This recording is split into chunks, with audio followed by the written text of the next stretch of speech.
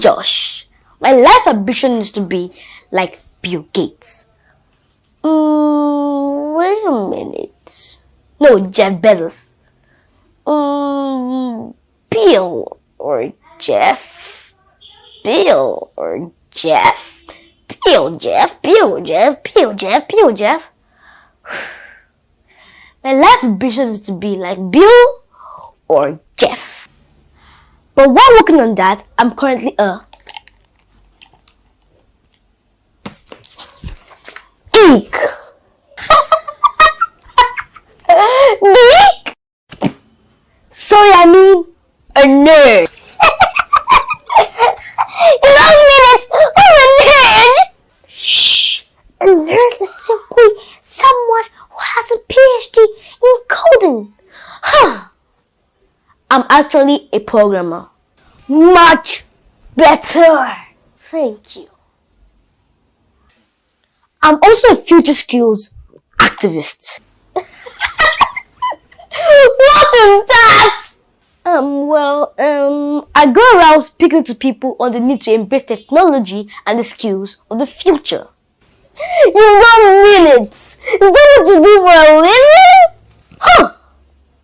My first introduction to coding was by accident. My parents were with my elder sister in a summer coding program. I was going to be lonely at home, so they told me to join her in the program. It was a follow something. The class was actually for my sister, and I was only supposed to be her handbag. As in, I was not the main act, she was. I was only supposed to make a cameo appearance. Hallelujah, hallelujah, hallelujah, hallelujah, hallelujah, hallelujah, hallelujah. What's up, man? You know the main act? I am. Sorry. First lesson. If you want to be a geek, follow your sister to a summer computer class. So when I got to this summer computer school, they actually said I was too young and won't understand what was being taught. You're a 6-year-old man. You were really supposed to be in kindergarten. What do you expect? My dad said they created a curriculum for me, and they did. By the end of the program, they were surprised at what I could do. Lucky you. Second lesson. If you want to be good at anything, don't let any man despise your youth. So my parents were so impressed at what I achieved at the summer class that they enrolled me for scratch classes at CCUB. I would go for my coding classes on the weekends when school was in session and on weekdays when we were on holidays. One fateful day, don't tell me I'm going to share that story again. I've heard it so many times I can't say it in my dreams. Jealous or something? Well, I'm going to share my story. One fateful day at CCUB, this American guy just came into my class. And I wondered, who is this chap? Is he a celebrity? Is he a famous actor? Who was he? Who I decided to take a good photo with him? Well, because I'm a bit to learn the vertical side of things. Big English! Just tell us you're short! Thank you for the interpretation. The big boys and girls came in front of me for the photo, and because of my vertical challenge, I was pushed in the back and my face didn't even show. When I got home, I told my dad about this American chap and that everybody was all over him. And he screamed, "Gosh, Josh! This is not ordinary American guy! This is Mark Zuckerberg, the owner of Facebook, and you didn't even take a selfie with him?" Please, Mark Zuckerberg, just give the show one more chance. Please come to his class so he can take a selfie with you and make his daddy happy. Lesson 3. You never can tell how far your technology skills can take you. In my few years of learning how to code, I've had to program with a number of frameworks and languages, which include CSS, JavaScript, jQuery, Bootstrap, C++, C#, PHP, Laravel, Love2D, Unity, and Java. Now I'm just telling you that you believe you're a nerd. Java is the language I'm currently learning. Language is a bit high level, but I'm trying to crack the secret code of the Java language. Let me summarize the key lessons from my story again, especially for parents. Introduce your children to coding early when they're still eager to explore. Invest in special coding classes in coding. It is worth it. Don't underestimate what your kids can do and how fast they can learn. Let no man despise their youth. Technology can open doors and create loads of opportunities for your children. You never can tell. They might meet Mark Zuckerberg in class. Thank you for watching. Kindly share this video with your friends and do subscribe to my YouTube channel, Joshfortech, for more informative videos on technology. Cheers!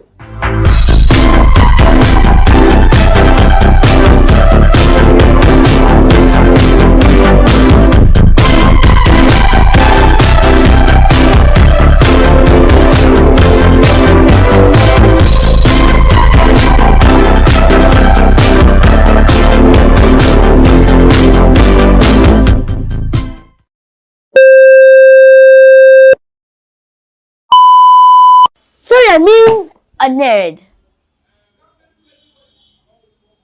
Okay. That is why I did that video. Yeah, so let's start all over again. Behind the scenes, don't delete it. Yeah.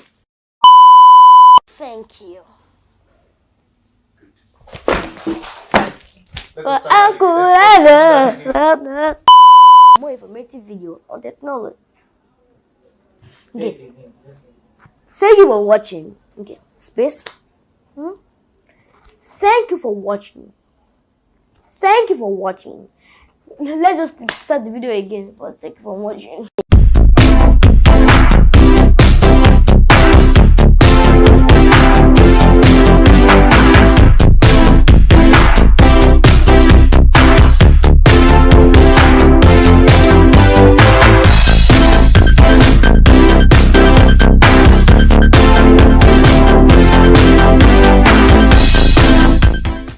Good day, everyone. Welcome to Joshfortech. I'm Josh, and today I'll be talking about a database. What databases are. I have to use that because I don't know if you can hear me properly. But what is a database? A database is an organized collection of data that are stored and accessed electronically from a computer system. When databases are more complex, they are often developed using formal designs and modeling techniques. That's confusing. Well, basically, what a database is where you store data. It's like a warehouse for data. Let me give you an example of what you can call a database. Let's say I want to, log in for my website, an e-commerce website. I want to get all your information on where you live, so I will know how I'm going to deliver the item to your place. With that form linking to a storage center, that is a database, because those information is being stored on a database or a storage center where you can pull it off at any time. You want to use it for, the day they're going to go, or delivery time, or how long it's going to get there. Basically, that's it. It's like a warehouse where data can be put and you can retrieve it anytime. So that's, what a database is. So we make use of some programming languages to program databases, but what do we use? We call them modeling techniques, or programming languages and modeling techniques. I've forgotten, but like MySQL. MySQL is not a programming language. Don't mix it up. MySQL is a database, a DBMS. So we make use of some programming languages and DBMSs to create a database and to get that information flow. An example is that we make use of PHP and MySQL, which is the most popular used in many websites uses it, WordPress uses it, Microsoft uses it. So this is very popular, used by lots of people. Basically, a MySQL database is a relational database. You get the information and you store it in what you may call a table, rows and columns. And so when you want to retrieve your data, you can retrieve it at any time using MySQL database. So yeah, I have done MySQL lots of times before. That's why people have tried to make it a little bit more easy for you. Make use of something called XAAMP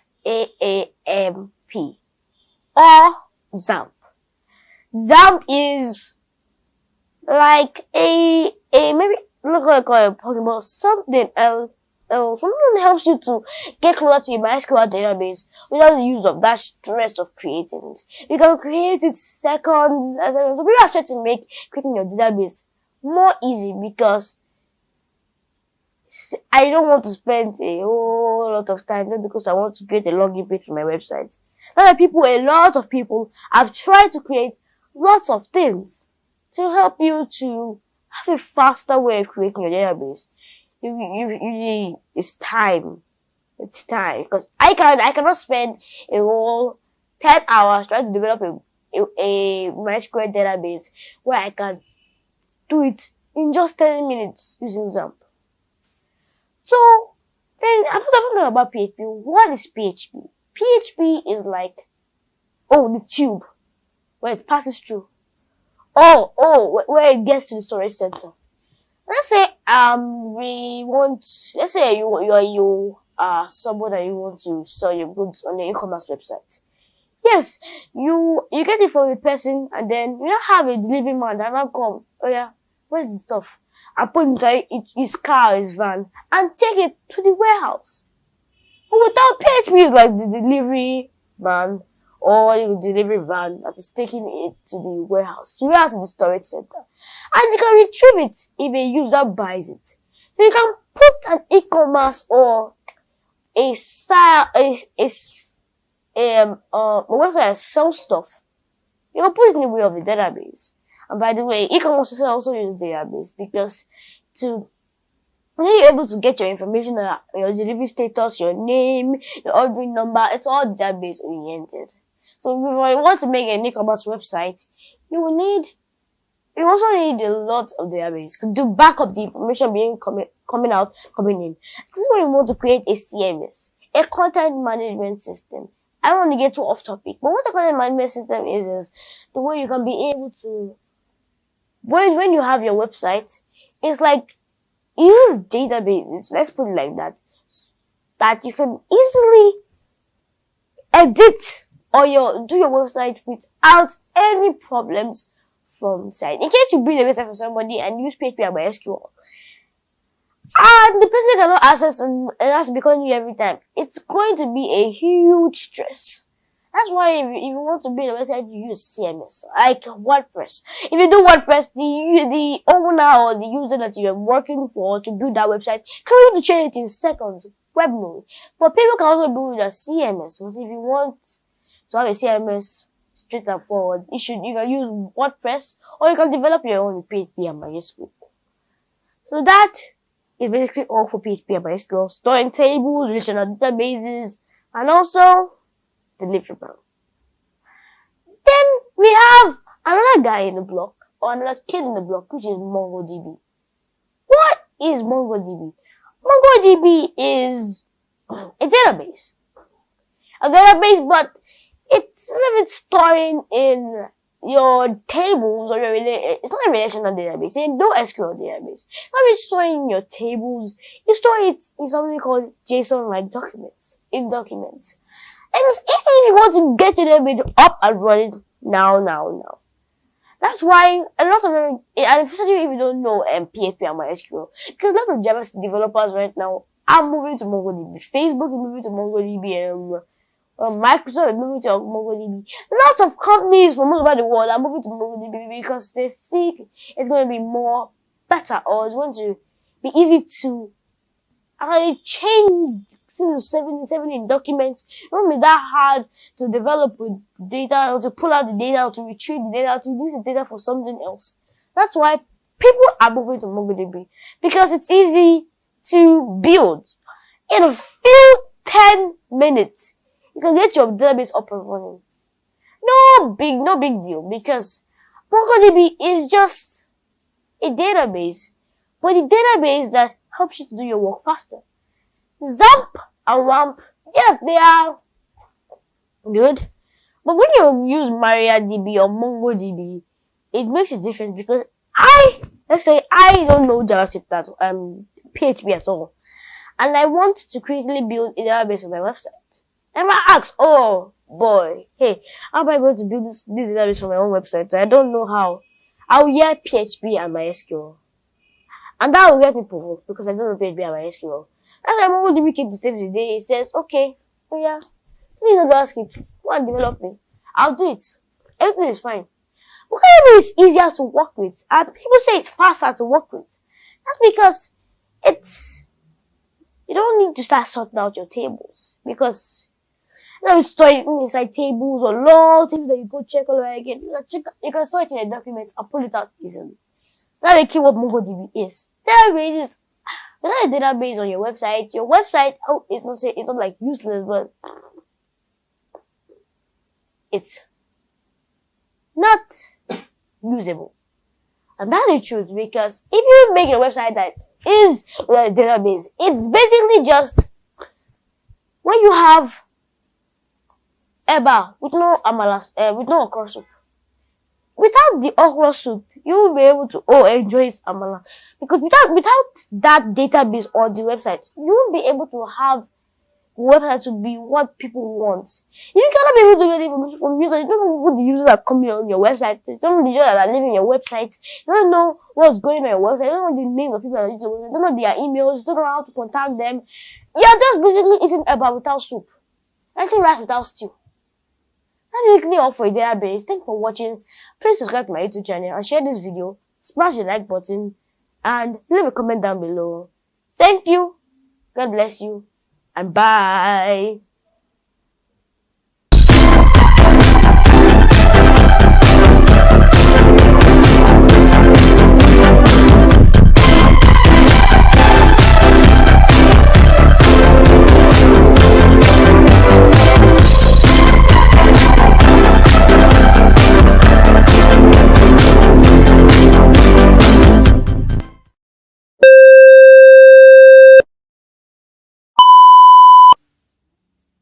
Is that how your hand was?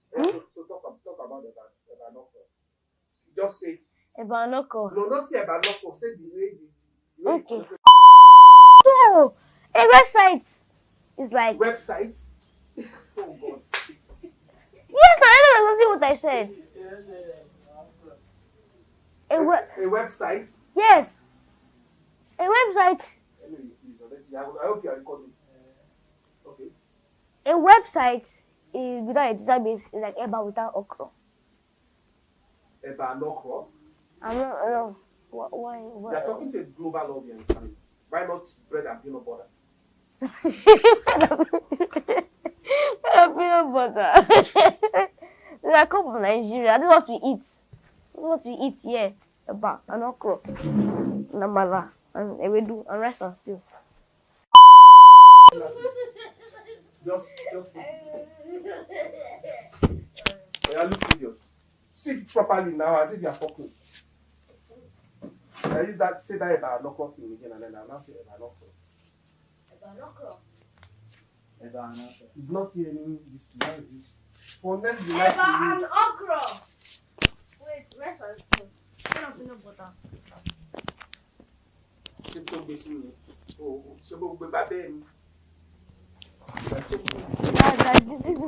blue flowers that I was showing you. My stomach is blue flowers, so I don't know.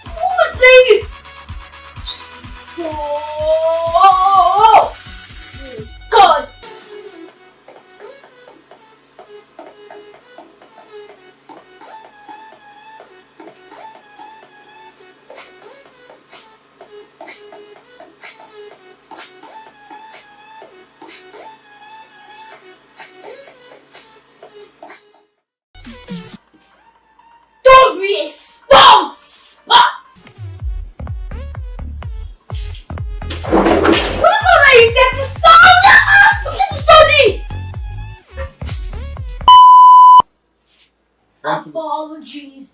I'm sorry.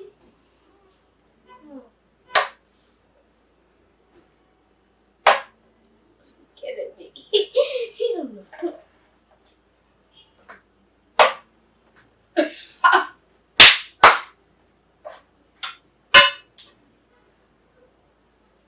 Hi friends, I left some things in the code by one of my mentors.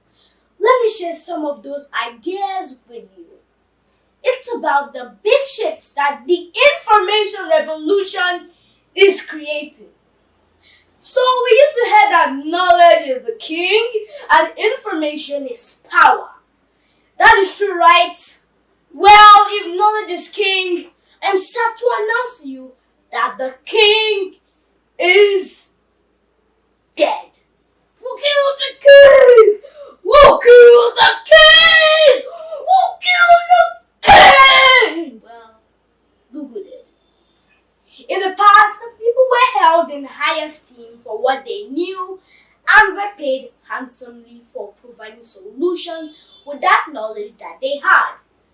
But that is not exactly the reality anymore. The days people parade their exclusive knowledge in a certain field with pride are fast disappearing. Services like Google search engine have devalued expert knowledge and cheapened access to information. Simply put, Google has killed the king. Knowledge has now been made readily available at our fingertips at little or even no cost and at the click of a mouse.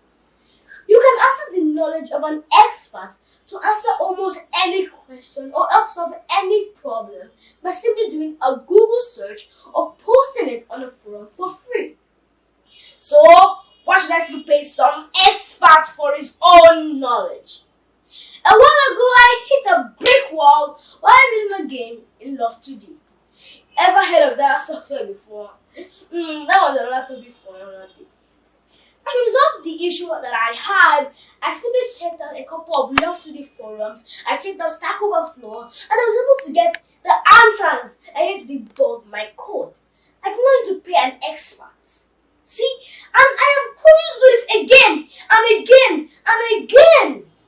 With forums like Stack Overflow, Reddit, and CodeReaper, you can solve issues of sometimes highly technical nature without going to consult an expert. And this has helped many people in the tech space to resolve their issues almost on the fly. So you see, those who pride themselves in knowledge are now threatened as they are going the way of the dinosaurs. Another thing that is making exclusive knowledge to become less relevant is cheaper and easier access to information in terms of hardware and even software. Some decades ago, you would need access to a mainframe computer before you could run some programming languages. And they're very expensive, only owned by a few institutions. Compared to laptops that we have today, you're even more powerful than those mainframe computers. As technology evolves, the cost of acquiring hardware and even software has been skyrocketed. Can you imagine that some phones that you hold in your hand today are more powerful and can do way much more than some computers? Yet, you get to buy most of those phones for a fraction of the cost of a laptop. The open source community has even made things better for consumers as they provide software solutions that are as good or even better than the paid options of software. So knowledge as the king is dead, and we have identified two of those who took him out. Number one bad guy, the ease of access to information promoted by technologies like Google search engine. Almost everything you can find on Google search engine. If it's a problem, you can find it on Google search engine to solve almost any problem. Number two bad guy is the cheapening of the cost of acquiring hardware and software, which is promoting inexpensive access to information. So if knowledge is no more king because it is made readily available, and the exclusiveness of information has been made powerless because the technology and tools for processing information are getting cheaper or are even free, then what is left? I'll reveal that to you in another video.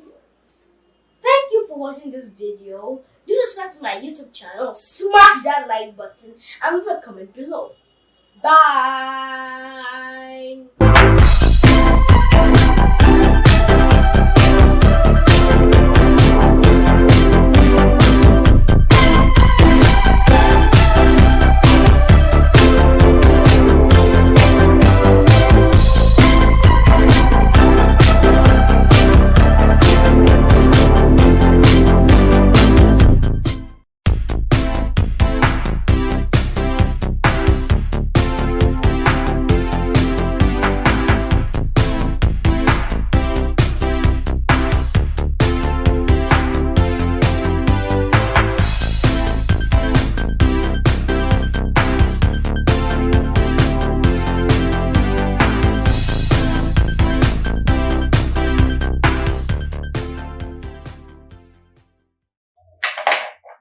Oh, this is the queen. The king out of the way. So long, king. Huh? Now let's do a king flip. Come on, I can't even do one. Come on, queen, just give me a queen flip. Okay, do a pawn. Yes! So we used to hear that knowledge is king and information is power. Do you agree? Well, if knowledge is king, I'm start to announce to you that the king is dead. Some time ago, having a college degree guaranteed a good job. In fact, my grandmother's generation used to boast how they were recruited straight out of school by employers. Once you had a degree, a job was as good as sure. OMG! How many decades ago was that? That would have been before Christopher Columbus discovered America. In the days of my grandmother, company almost couldn't wait to get the graduates on the job as they scrambled to get the best people to work for their company. Well, not anymore. Today, companies care less about what you know or the degree that you have. Organizations care more about what you can do. Have you observed that we now have an army of unemployed graduates? Some with first degrees, others with second degrees, some with PhDs, and some working in the streets without jobs. My dad told me how a career company once put out an advert for dispatch riders and got orders on BScs and even master's degrees orders applying for a job that is best fit for high school leavers. What happened to all that knowledge they acquired in school?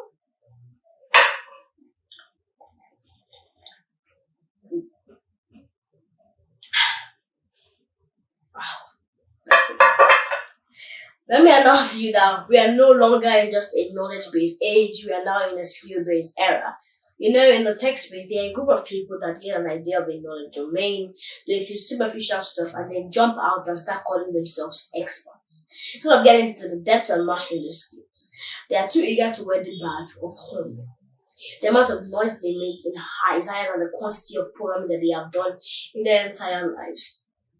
My older sisters like to call this group the audio devs. Having knowledge is not enough, but not to use the knowledge or information you have is the most important thing. It's not enough to say you know how to do something, you also got to prove it by showing evidence. And for the tech space, it's difficult to pretend that you're incompetent to easily show up when you're put on the job. This is why, as a budding programmer juggling my programming career at regular school, I still create the time to work on project and as much as possible put them out to the world to see on my guitar. It might not be picture perfect or pitch perfect, but people will see that I am stretching myself and getting better at my skills by the day. Now, for young people like me who want to learn technology and are wondering what are all this gist about, what I'm trying to say is your emphasis in learning should not just be on acquiring knowledge, but acquiring skills. While you are in high school or university, don't just acquire knowledge, acquire skills that apply and practicalize your knowledge and look for ways to demonstrate what you know. I will talk more on this later. I end with a quote from Elon Musk saying, "Never confuse learning with education." Reflect on this. It's a very wise words. By the way, thank you for watching. Subscribe to my YouTube channel, smash that like button, leave a comment below, and bye.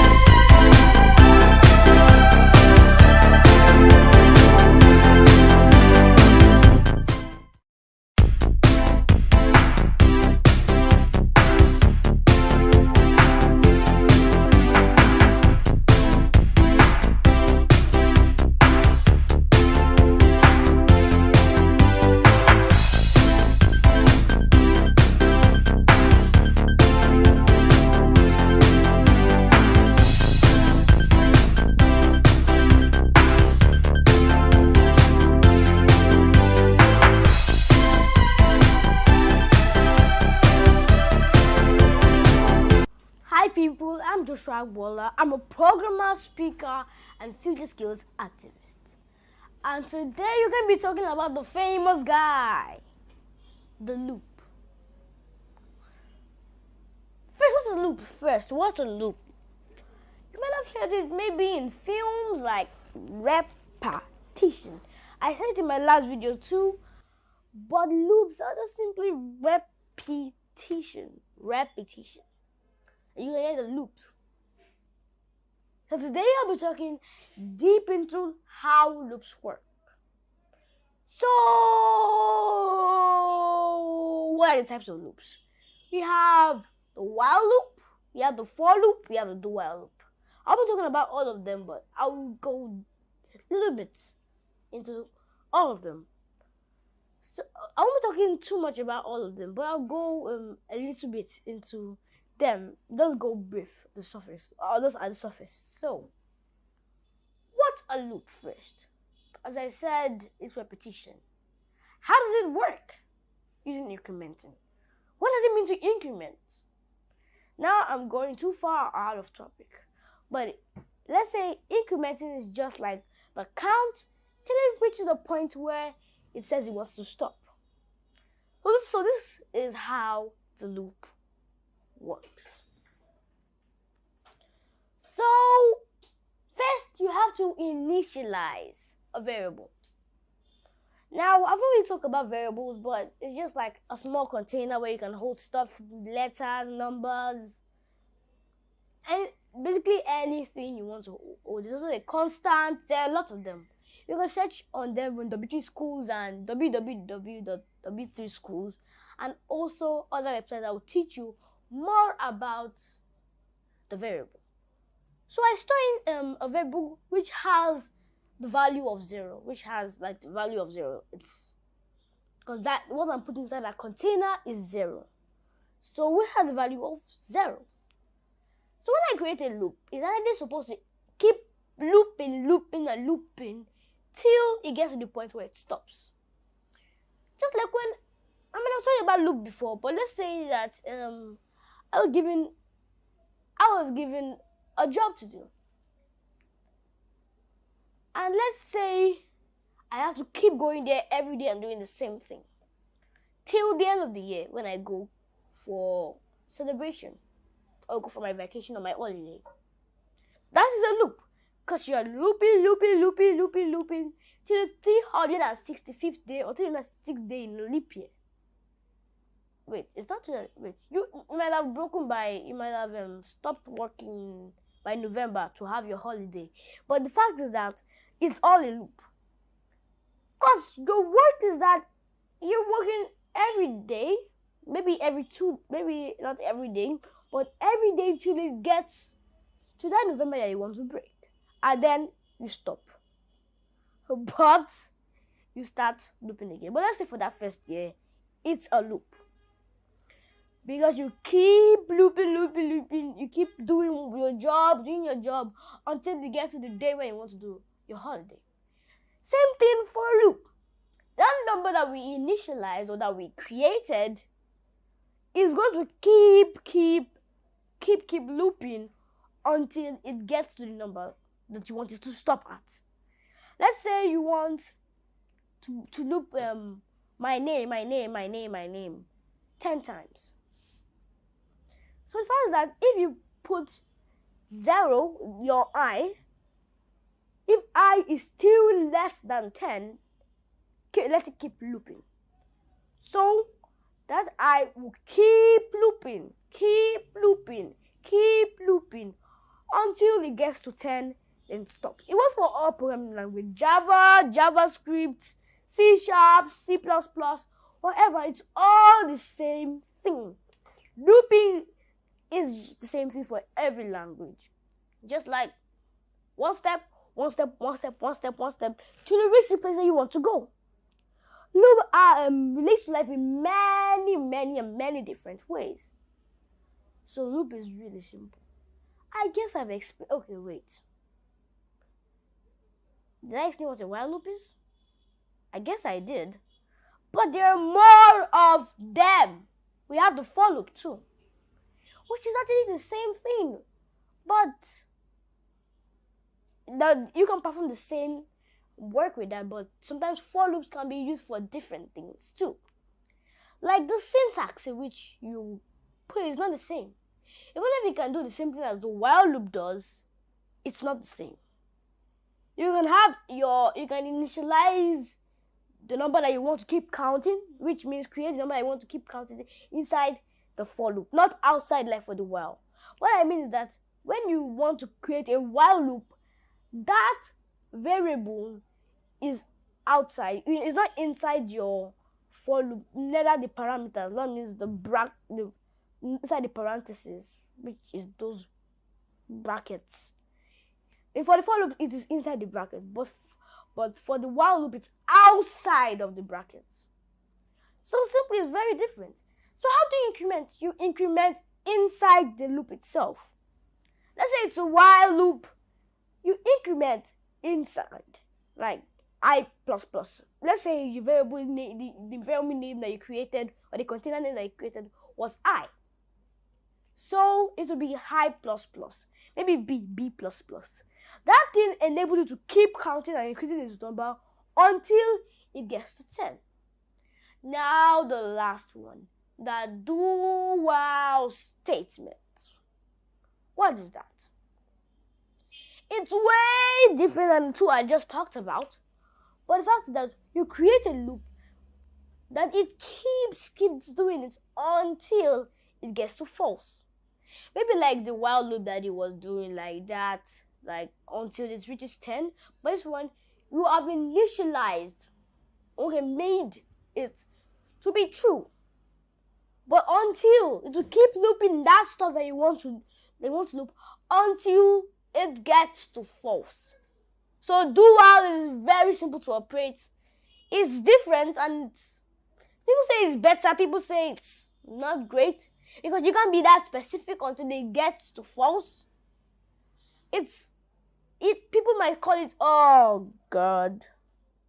Is there any way you can make it more specific? But if you want to talk about specific stuff, you can go to while and for. But if you want to immediately, because it might be used for more dynamic things, like things that don't really have a specific thing to them. So do while is really simple. While is really simple. Loops are simple. Just loop until you get to the point, until it reaches false. So thank you for watching. Kindly share this video and do subscribe to my YouTube channel for more informative videos on technology. Bye!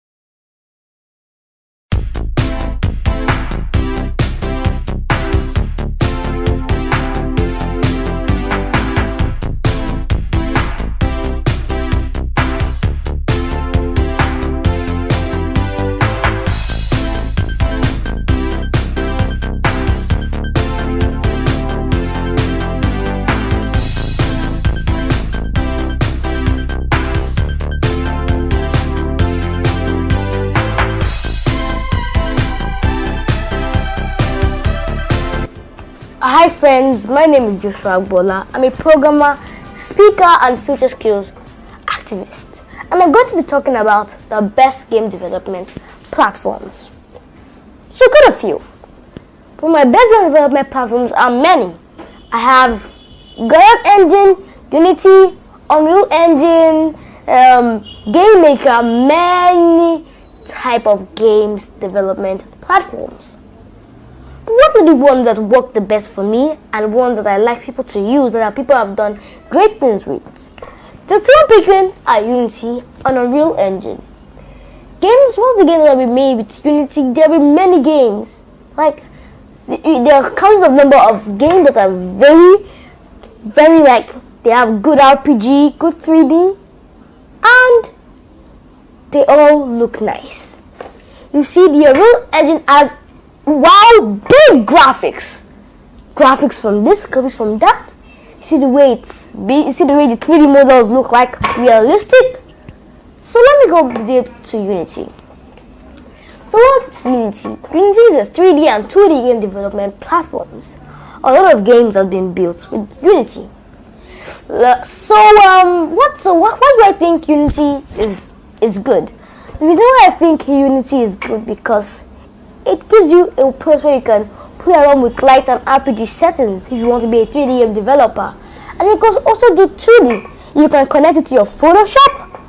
So that's I love Unity, and it's a very good platform if you want to do 3D and 2D game development. Let's go to Unreal Engine. So Unreal Engine is mainly for 3D.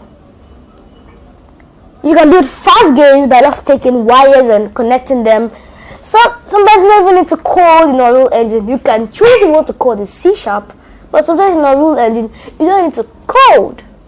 But one of the things that I've experienced in downloading Unreal Engine and also using it is that it takes space. It takes RAM. I tried downloading Unreal Engine. It downloaded, but once I started using my computer started highly hitting, and that's what. But if you have good gaming laptops, you can be able to run Unreal Engine. But for me, I feel Unity is better than Unreal Engine. Why do I feel that? Why do I think that? Because Unity gives you the experience to still have all those materials, but still be able to code. You can be able to really do dynamic things to your game. Unreal Engine, you can code with it, but most people that use Unreal Engine really want to just play around and do a fast game. But if you're ready to want to go into build the way the 3D that you want it to look like, I recommend Unity. I feel Unity is better than Unreal Engine. Like, not about the graphics, where the graphics looks, how it's presented. No, nothing about that. What I mean Unity is that I like its interface. It doesn't take RAM. You can use it on nearly all laptops. I use the 8 gig RAM and still working on my laptop. I've created a lot of 2D games and it's just amazing. Unreal Engine, it's very good. If you want to create games like Mortal Kombat, which was created with Unreal Engine, almost all the Mortal Kombat series were created with Unreal Engine. You can go get it. But what I have a problem is that about the space and the fact that the environment is more complex than Unity's environment. So what games have been made in Unity, you ask? One of the most of games, there are a lot of games that I've checked online and I've seen Unity games. One of the games that I think was maybe Unity, because I checked it and people gave me recommendations that it was maybe Unity, was Subway Surf. If that is true, Unity is a very nice platform for 3D game development. I'm not sure any of you might have played Subway Surf, because Subway Surf, I like the 3D graphics, the way it responds to me. I like the way the gameplay is very addictive and enjoyable, and 2D graphics is very good. So why don't you choose Unity?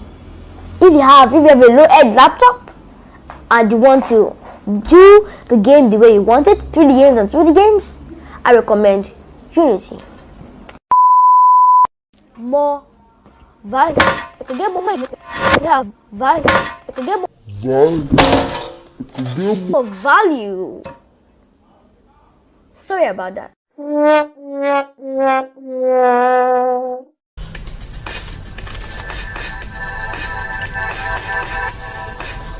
Watch out for my course on game development on Udemy. Coming soon.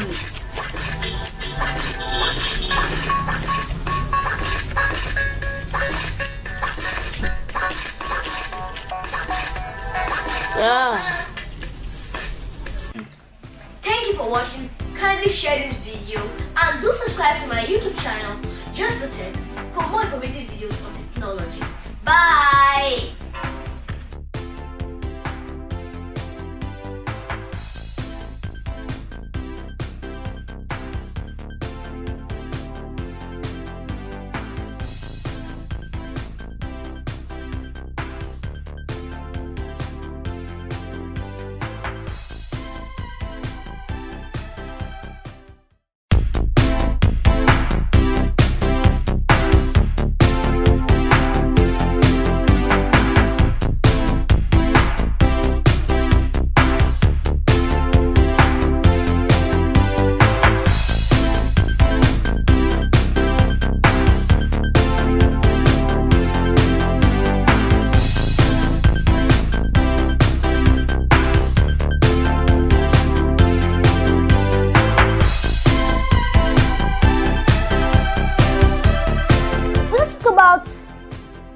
the games. We're talking about games. And how they get downloaded and how they make their money. So first you make a game with Unity and a real engine and you think, oh, life's done. No. What you need to do, you have to find a way to get it for people to download. What I'm trying to do. If you can get it for people to download, then your work is, I won't say waste, but it's kind of like a waste. So you actually need to push your work either out on Google Play Store so people can download your game, or you can push your Unity code or Unreal Engine code on GitHub. So let's say you're finished making your Unity game or Unreal Engine game and you put it to Google Play Store and you're wondering like, hey, I put this game, how do I make my money? How do I get the cash? So Google Play Store has given you some options. First, the option that don't really work so fine is buying the game. Buying the game is when at the first point when you get on the game, you have to click a buy button and pay for the game. The next one is ads. Coming up, pop-up ads, interstitial ads, as they're hidden somewhere, as they're big and cover the whole screen. Subwaysoft does that. If you don't believe me, Subwaysoft does that. I went to Subwaysoft. They have even added rewarded ads, which if you just click on the ad, you get some coins. And Subwaysoft is making big money. Other games like PES do not have ads. They might have some ads, but when they make their money, like the way Konami makes their money, is through in-app purchases. Click on the PES and you want to buy a new player. Let's say you want to buy Ronaldo to your team. You can do that. Just pay a few dollars. Also, let's talk about Fortnite too. You don't have in-app. You can buy they call it V-Bucks. V-Bucks, which you can use to buy players and do whatever you want to do in Fortnite. And Fortnite has been making big money from that kind of. They just start in-app purchases. People have spent. I've seen YouTube videos of kids spending $500 to buy V-Bucks. People spending $10,000. I've seen a lot of videos when people spend V-Bucks to do it. They use it and they keep spending their money to get V-Bucks to play the game. And see that Fortnite is just getting money. These are like the three main ways of making money. There are other ways you can make money. I don't know, but there are other ways. I feel there are other ways you can make money. But the most popular on Google Play Store, because it's more pushy, it's bigger, it has bigger audience. The people that get on it don't really want to pay that much money because people from low kind of countries use Android, also developed countries, but more people people in third world countries use it the most. But ads are people won't care if you want to use an ad, want to watch an ad, they will spare the time as long as they're not paying a kobo or a penny for that game. So it's like, oh, I get a game. So what's the ads? I'll watch it as long as I'm not paying any dollar or a penny for the game. But you can still add payment to your game. So people, if you want to do it for the Google Play standards, you'll be using at least $1 to about $10. If it starts getting to $10 and above, it starts getting expensive. So let me get back to the ads. As I said, ads are made up into like different cases. We have the big ads, which I call them the big ads, which fill up the screen. You have the interstitial ads, which are like hiding somewhere inside your app.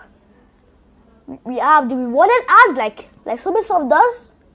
We have a lot of ads, but ads have made a lot of people money. Even games like Lord King's Mobile, games that are pushed out like PES. If the games that have ads on them, they make big money.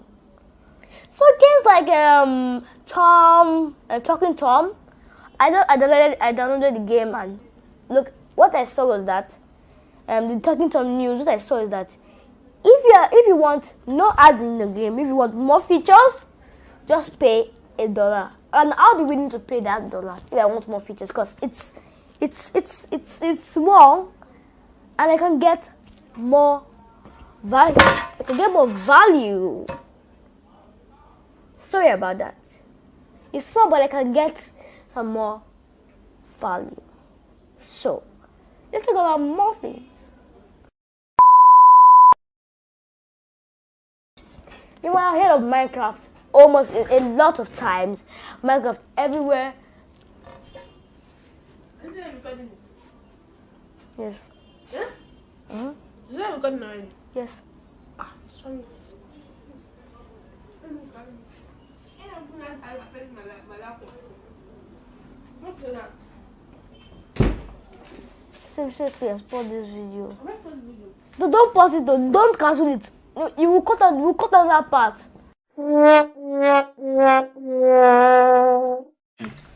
Thank you for watching. Kindly share this video and do subscribe to my YouTube channel, Joshfortech, for more informative videos on technology. Bye!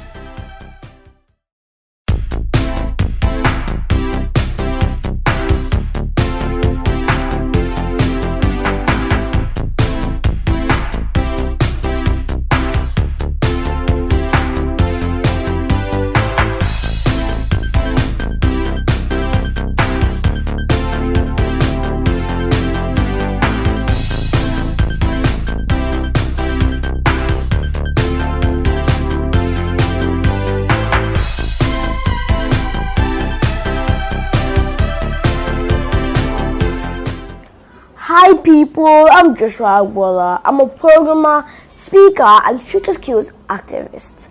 And today we'll be talking about the basics of JavaScript and how it works. So first, what is JavaScript? JavaScript is a programming language used to make your website dynamic. You might have seen some website built with HTML and CSS.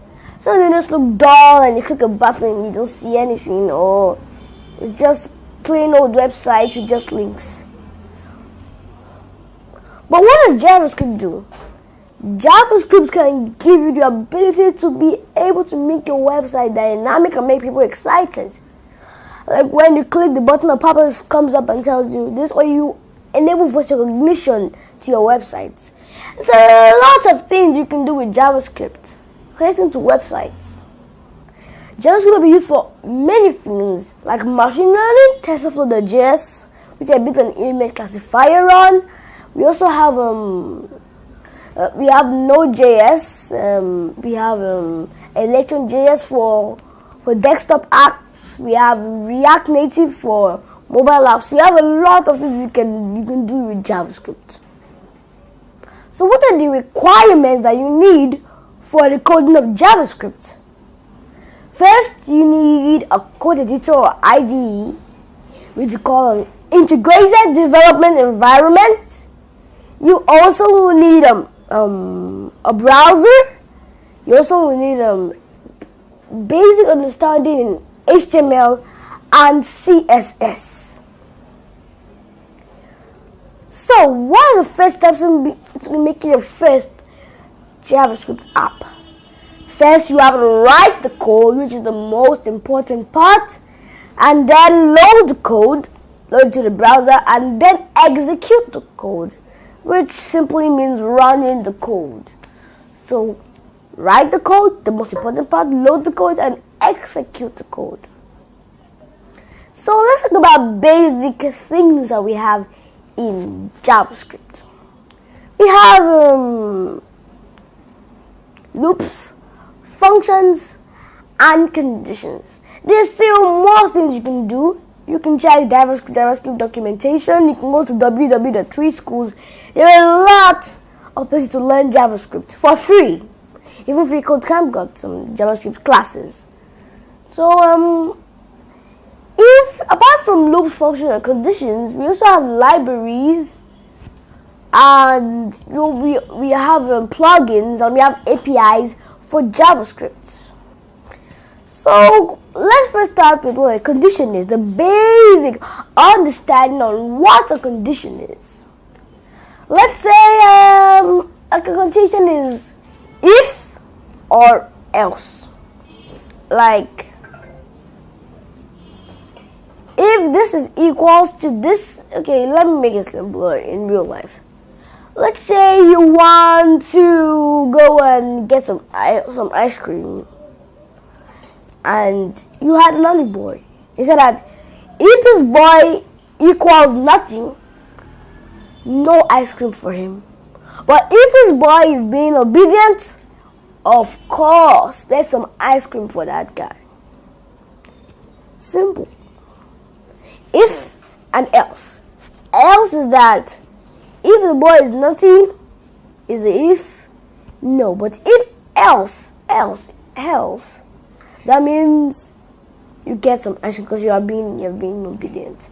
Another thing we have is also if else, which is different. You can combining both an if statement and else statement together in one.